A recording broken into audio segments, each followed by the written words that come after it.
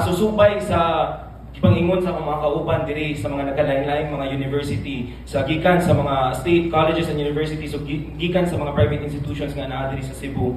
Makita nato nga ang estado sa edukasyon diri sa atong nasod kay dako ug tataw kaayo ang iyahang pagkakomersyalisado, pagkarepresibo, pagkapasista o grabe kaayo ka neoliberal. Nga mismo kulang taon nato sa atong nasod, nagtunhay nga around 690 lamang ang state colleges and universities sa atong nasod, samtang ang mga private institutions is around 1,700.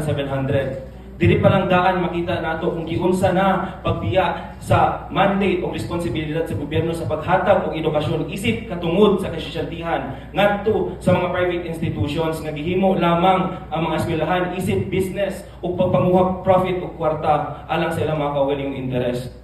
Subay pod ana tungod sa kakulangan sa budget, tungod sa kakulangan sa funding sa ato ang mga universities, makita nato kung unsa kakulang ang mga espasyo, ang pasilidad kay atubang sa ato ang mga different nga mga eskwelahan. No, makita nato ang mga estudyante magtuon na lang sa mga hallways, magtuon dadto sa mga hagdanan, ug dira nato mapangutana conducive ba ni nga environment sa pagtuon, tat makakaton ba ka ang estudyante kung mismo iyang environment kung asa siya katuon kay dili makatabang para sa kana nga purpose.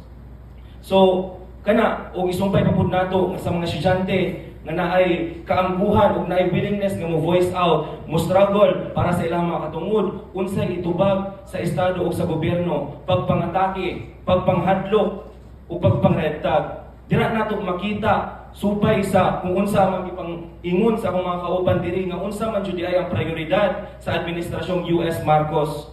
Makita nato nga ang iyang prioridad pasismo o korupsyon. Kanang duha ang pinakatataw nga prioridad sa kining administrasyon nga grabe kayo ang pagpanghadlok sa atong mga kabatan-unang estudyante nga nakikisog lamang para silang katungod.